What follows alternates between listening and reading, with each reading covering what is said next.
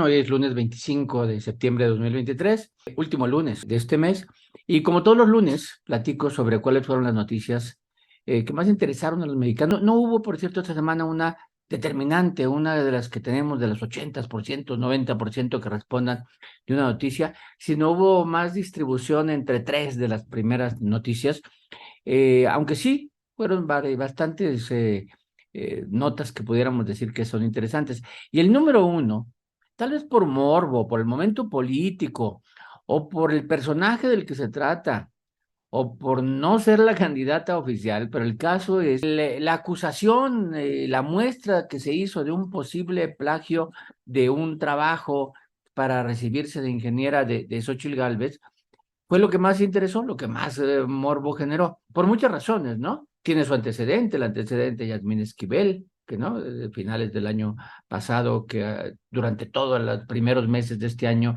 fue, y luego ya como que se ha olvidado ahí, ¿no? De la ministra, porque detuvo la difusión del resultado que la UNAM haya tenido de la investigación, ya no sabemos qué haya pasado. Ese fue el antecedente, y la otra es que es una posible candidata presidencial, casi segura candidata presidencial de oposición, y se le descubre en su trabajo cuando se recibió de ingeniera, se recibe mostrando lo que ha hecho, y dice, aquí está el informe, ¿no? Y en eso incluye párrafos completos obtenidos de un manual, y entonces dice ella 3, 4%, no sé, yo no he revisado el trabajo, del trabajo, hay párrafos completos sacados de manual, y no dice que son sacados de manual, cuando lo correcto es que diga, lo entre comillas, dice, pero el caso es que indica no son míos, yo no los redacté, aquí está sacado de algún otro lado y aquí lo puse, y al no decirlos, pues entonces la acusación es que es plagio. Ella dice no es una tesis, es un trabajo, no lleva tanta formalidad, y la UNAM dice, pues se va a revisar. Xochitl Gálvez contesta y dice, pues sí, la regué, ¿no? Con otras palabras. Y es posible, dice la ministra Xochitl Gálvez, si me quitan el título por eso, pues presentaré otro trabajo. No tan sencillo, ¿no? Te quitan el título y empieza todo el trámite para hacerlo, y no es de 15 días presenta otro trabajo, ¿no? Pero el caso es que evidentemente estamos en momentos políticos, cualquier error te van a buscar, cualquier error que hayas cometido te van a buscar cadáveres en el closet, y pues les van apareciendo a ella o a Claudia Sheinbaum, a las que van hasta ahorita. Y el caso de Xochitl Gálvez, pues bueno, se suma a lo que le han dicho de que los contratos que dio cuando era jefa delegacional de la Miguel Hidalgo, o que si la casa donde vive, que se me hizo un absurdo, pero está bien, se metieron hasta que cómo se construyó la casa que ella compró, y ahora le van a su tesis. Esa fue la noticia más importante, y lo llamo por posible plagio. ¿Por qué? Porque la UNAM es la que debe determinar, ¿no? Hasta el momento es posible plagio. Que por cierto, el caso de Ernest Esquivel sí llame plagio. ¿Por qué? Porque hubo muchas evidencias de que sí era plagio. Aquí me voy un poco a hacer para atrás hasta que no haya más definición. La segunda noticia, para mí, debe haber sido la primera, que es la tragedia humana, la gran tragedia humana en el mundo, pero que en México se está viviendo en este momento. Es una tragedia humana que no es nueva, no por ello, porque no sea nueva, vamos a dejar de ponerle atención. Estas caravanas migrantes, esta ola de migración, lo dice muy bien Carlos Heredia, que antes cuando veíamos a estos migrantes decíamos es una migración de hambre, es una migración en busca de trabajo, y entonces era una migración totalmente de pobreza buscando mejores condiciones de trabajo y de su economía. Hoy el perfil de los migrantes tiene un perfil más de refugiado que de migrante tradicional, es de refugiado, es decir, están huyendo de condiciones de seguridad, y vemos en la migración gente no nomás de en extrema pobreza, sino gente profesionista, gente que incluso podría llegar a invertir, que es lo que hacen a veces cuando se quedan en las ciudades, pero es una ola impresionante, trenes llenos, trenes al nivel de parar convoyes de trenes porque de lo cargado y de lo peligroso que puede ser, con situaciones en la frontera de detenerlos con condiciones inhumanas a veces, ¿no? Alambres de púas, evidentemente con tragedias de muertes, y también el cártel organizado también incluso reclutando. Es una tragedia humana. ¿Se vive en otros lugares del mundo? Sí, sí, los reportes del mundo son impresionantes. Es decir, el mundo está en este problema, pero en México lo estamos viviendo como un país de paso y también de destino, porque se quedan en varias ciudades, pero prácticamente no hay ninguna ciudad en México que no tenga algo de ese problema. Entonces, ¿hay una solución? Yo no la tengo, ¿no? La solución más fácil que es decirlo es, pues hay que resolver el origen, ¿sí? ¿No? Hay que irnos a los muchos países, muchas ciudades, muchas regiones donde hay problema y generar condiciones para que la gente no se tenga que salir, al menos como refugiado, ¿no? Siempre va a haber migración porque los mercados son así. La gente migra de donde está menos desarrollado el mercado a donde está más desarrollado. Eso es natural. Y así es la historia de la humanidad y así cada uno de nosotros tiene en su vida, en la historia de su familia, algo de migración. Pero eso no se va a poder evitar, pero sí reducir.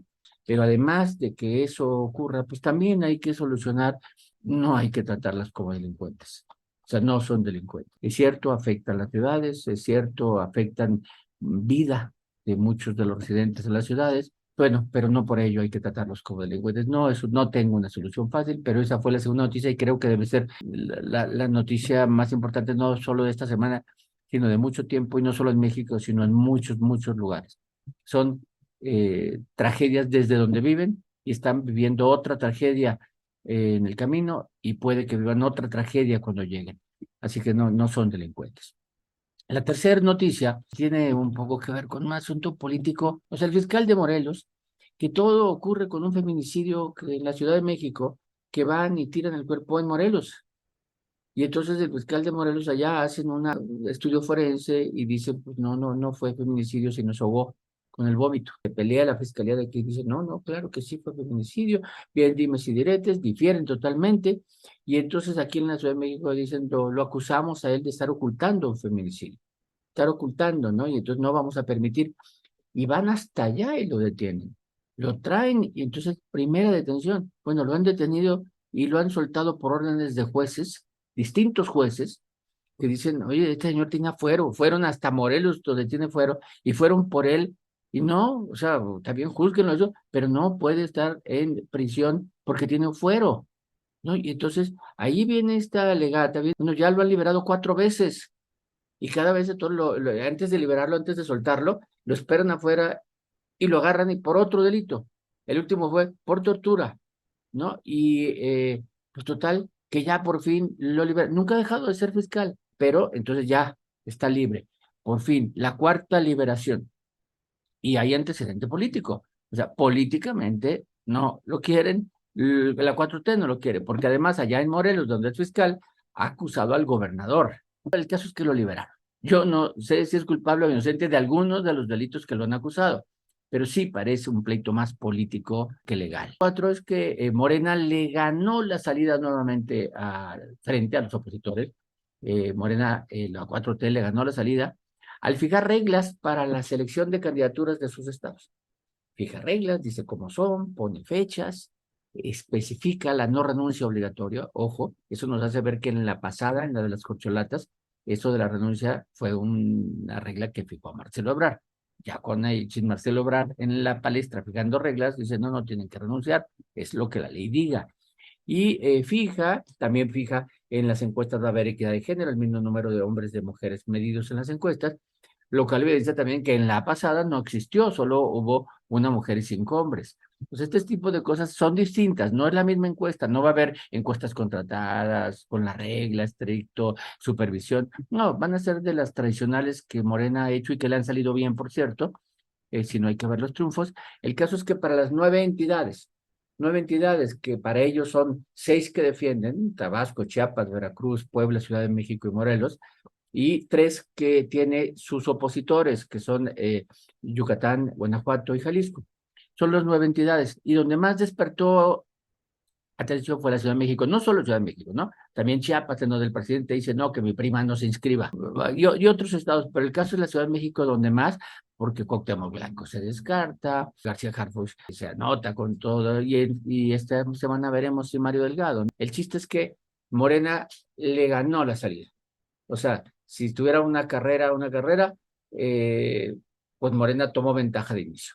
O sea, así digamos, ¿no? Además de que va adelante en las preferencias en la mayoría de las entidades. Otra noticia, ya no medida en términos de proporciones, es la reunión de los familiares de Ayotzinapa, de los muchachos de Ayotzinapa, que esta semana se cumplen 9 años de la tragedia de Iguala, y tuvieron reunión, pero el presidente no estuvo, no quiso, no pudo o no estuvo simplemente.